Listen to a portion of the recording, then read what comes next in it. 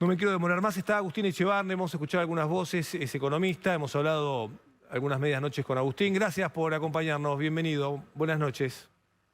Un placer, buenas noches, gracias por la invitación. ¿Ustedes qué números están manejando para este año y para el año que viene en materia precios, inflación? Bueno, nosotros calculamos por lo pronto el mes que acaba de terminar, nuestra estimación es que vamos a ver que cuando lo publique en inglés va a estar cerca de 6,8%. Con lo cual te da que en los últimos 4 meses estuvimos en una inflación entre 6 y 7% mensual, que si lo anualizás, para que la gente tenga una idea, te da que estás en una inflación anualizada entre 100 y 125%.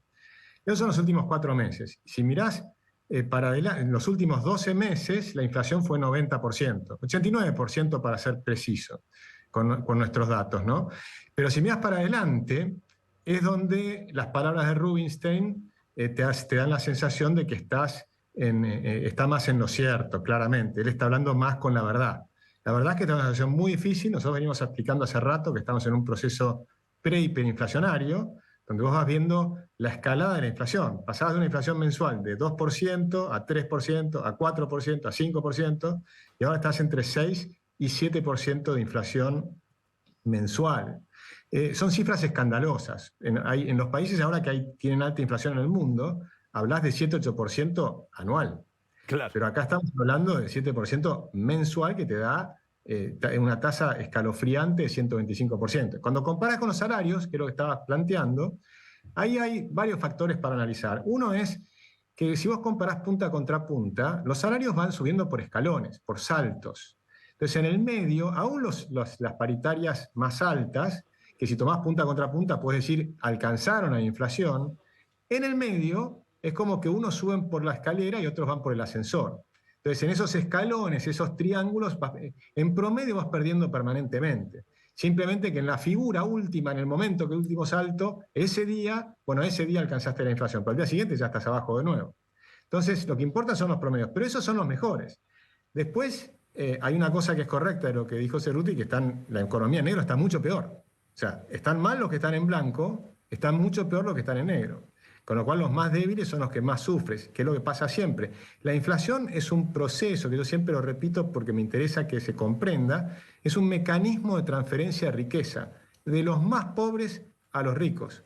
Y seguís teniendo muchos créditos que están al 60%, al 70%, al 50%, y la inflación está en 100%. Entonces los que reciben esos créditos, las empresas y demás, están recibiendo capital gratis. Eso lo tenemos que comprender. Lo pierden unos, lo ganan otros. No es que la inflación le pega a todo el mundo por igual. Le pega a los jubilados, como bien dijiste, le pega a los asalariados que están en negro, les pega a todos. Y por supuesto todos se quejan porque también los que viven de un plan social no les alcanza. Entonces esta es una situación donde la torta es cada vez más chica y la solución pasa por hacer reformas estructurales profundas. Y ese es el problema que tiene Rubinstein, que nada de lo que está haciendo sirve para frenar el proceso hiperinflacionario. Ese es el problema. Los controles de precios no tienen ningún sentido, son un hazmerreír. Hay 4.000 años de historia donde no han funcionado los controles de precios. Entonces, todo lo que están haciendo no funciona. Y además, la poca tranquilidad que compró estos 3 meses es a un inmenso costo de aumento de la deuda del Banco Central, ¿sí? Que en muy pocos meses pasó de 30.000 millones de dólares a 60.000 millones de dólares. Entonces, el aumento de la deuda del Banco Central te sugiere que va a venir una mega devaluación para adelante, que va a ser una mega inflación, un nuevo salto inflacionario. Y eso es lo que es preocupante y por eso Rubinstein dice con precisión, estamos coqueteando con la hiperinflación. Agustín, bueno, muy claro, muy claro, se entendió todo perfectamente, absolutamente. Por estas horas se está hablando mucho en la Argentina del presidente del Banco Central de Brasil, porque lo puso en su boca una presidenta de un banco internacional muy importante en un discurso, y bueno, eso hizo que la prensa argentina empezara a hablar del presidente del Banco Central de Brasil, que logró, entre otras cosas, contener la inflación en Brasil, que digo, como vos bien marcabas, donde hay países que tienen inflaciones altas de 7-8 anual, Brasil, por lo menos por ahora, aparentemente logró tener allí un control inflacionario. ¿Qué es lo que ellos están haciendo? ¿Qué están haciendo los países que han controlado la inflación y por qué Argentina sigue trabada con su economía? Bueno, Brasil es un país mucho más serio que Argentina. Esa es la realidad. El Banco Central de Brasil tiene un objetivo. Primero, ellos tienen clarísimo que el Banco Central es el responsable de la inflación. Entonces no hay ninguna excusa. Vos no podés decir ni que los sindicatos ni que los empresarios aumentan la inflación. Aumentan los precios como consecuencia de que el Banco Central destruye la moneda. Pero no es que aumentan los precios porque los empresarios en todo el mundo, su objetivo es ganar lo máximo posible. Entonces, ¿por qué no aumentan los precios en otros países? Porque la moneda no se devalúa. Entonces te ponen el precio que les corresponde para tratar de ganar lo máximo. En Argentina, cuando el Banco Central va destruyendo la moneda, los pesos valen cada vez menos y obligan entonces en consecuencia a todo el mundo a tratar de adaptarse. Pero además se genera una situación que eso es lo más preocupante, que cuando la gente se va adaptando y empieza a tener miedo y desconfianza de la moneda, se va huyendo de los pesos cada vez más rápido. Entonces, haciendo lo mismo, la inflación es cada vez mayor. Y ese es el proceso hiperinflacionario. Cuando aunque haga lo mismo, incluso si haces las cosas un poquito mejor, tampoco alcanza. Y te sigue aumentando el porcentaje mensual de inflación. Y esa es la situación donde estamos hoy, que es muy complicada. En el Brasil, aún los gobiernos, por ejemplo, los de Lula, que vino después de Fernando Henrique Cardoso, mantuvieron la independencia del Banco Central. Bueno, Banco decían Central, que Lula iba a mantener a este presidente del Banco Central, ¿no? exactamente. Entonces, y de hecho, un expresidente del Banco Central como Meirelles dijo, Lula van a ver que va a terminar siendo un gobierno relativamente moderado. Es decir, no es el socialismo del siglo XXI de Chávez. Yo discuto a Lula porque lamentablemente no habla con la verdad cuando habla de Chávez, de Cuba, de Nicaragua, porque no demuestra que son dictaduras criminales. Entonces muchas veces sale asociado a esas dictaduras criminales, lo cual es un error, a mi juicio, garrafal.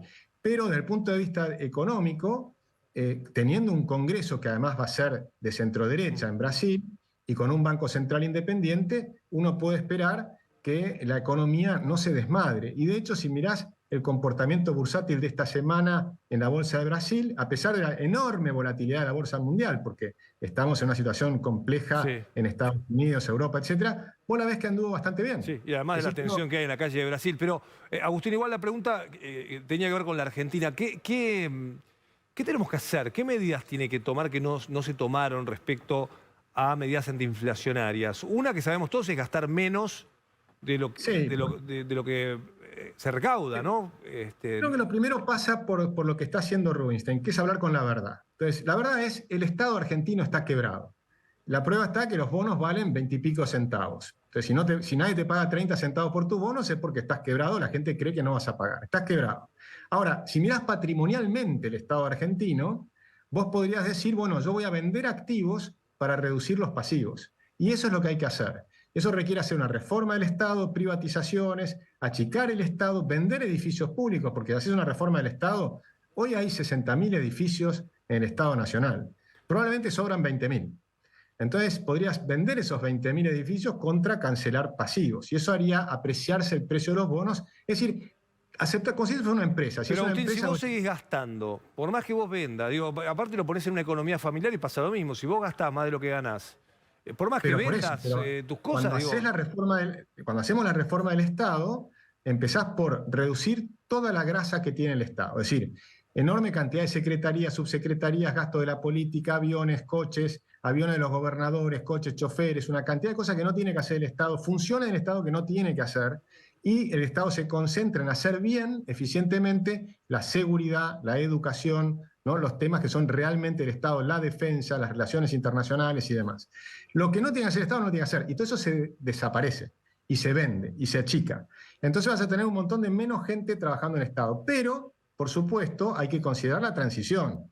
No es que los vas a echar a su casa al día siguiente sin un sueldo, sino lo que vas a decir es, miren, vamos a hacer una reestructuración del Estado que va a llevar 6 meses, en esa reestructuración del Estado van a ir pasando 200, tal vez 200.000 personas al sector privado, les vas a seguir pagando el sueldo durante un año, o tal vez un año y medio, y luego los vas a indemnizar, pero vas a poner incentivos para que empiecen a trabajar en el sector privado. Paralelamente, tenés que hacer una cantidad de reformas para que el sector privado esté creciendo rápido y absorbiendo empleo. Es decir, esté creando empleo nuevo. Y eso requiere hacer la reforma laboral, requiere hacer una reforma impositiva, porque el peso que tenés sobre las pymes es increíble, y tenés que hacer una reforma de simplificación de las regulaciones. Hay 70.000 regulaciones que son un exceso tremendo, que unas grandes empresas no tienen problemas porque tienen ejércitos de contadores, abogados, etc. Pero una pyme no puede Es imposible, no puede competir. Hoy Es salió un una pyme. ranking que estábamos terceros, creo, en los países más complicados en cuanto a las regulaciones y Y, y exigencias en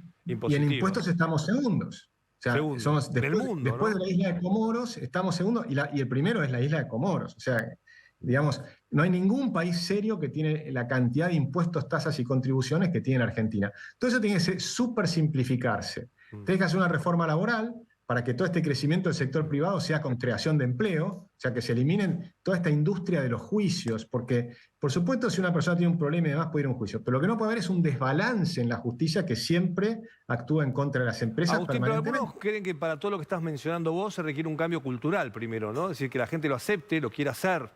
¿Crees eso Vos o sabés no? que yo tengo la impresión, lo vamos a ver el año que viene, pero mi impresión es que la sociedad está yendo por adelante de los políticos. Y la sociedad ya está, lo estás viendo, pero transversalmente, ¿eh? Desde la Matanza a la Recoleta.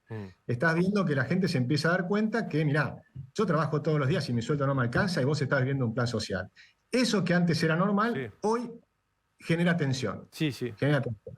Hay una tensión. La gente les está diciendo, muchachos, acá todos nos tenemos que poner a trabajar, ¿no? Entonces, eso está en el ambiente, me parece a mí, en todos los sectores, ¿eh? Yo creo que está en todos los sectores. Me parece a mí, vamos a verlo el año que viene.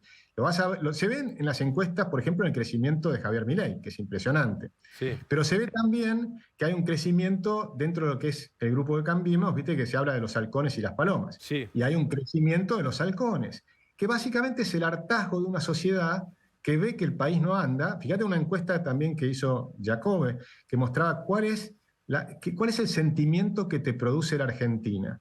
Y transversal en todos los sectores, el principal es tristeza. Sí. Es tristeza. Terrible. La Argentina nos produce, es tremendo. Hoy, Argentina es hoy lindo, ¿no? una pavada de decir, pero hoy me choqueó un tuit de alguien que escribió, celebraba porque consiguió por fin abrir su cuenta y su empresa en Uruguay. Y lo celebraba, ¿no? Y que tenía que ver con todo esto que venimos hablando, ¿no? Con mucha gente, no sé si es mucha, poca, la verdad no sé qué cantidad de gente lo ha hecho, pero que vos escuchás historias de gente que tenía su empresa acá y que ahora logró abrir su empresa en Uruguay. ¿Para qué? Porque le conviene facturar, porque su negocio tiene relación con el exterior y no quieren que el Estado se quede con el dólar oficial ridículo al cual le paga un trabajo al exterior. Entonces miraba eso y decía, es inviable, es como el turista que va al restaurante con los billetes y que fue a la cueva a cambiarlos, ¿no? O sea, el Estado no recibió nada y es, ¿no?, un Estado bobo. Es tal cual lo que decís, y creo que es mucha gente, por lo pronto, además es gente muy exitosa. Por ejemplo, se fueron todos los unicornios. Recordémosle a la gente, ¿no? Los unicornios son los que empezaron una empresa de cero y superaron los $1.000 millones. $1.000 millones. Los Galperín, Esos por empresarios, ejemplo, para dar un ejemplo, ¿no? Marcos Galperín, Migoya, ¿no?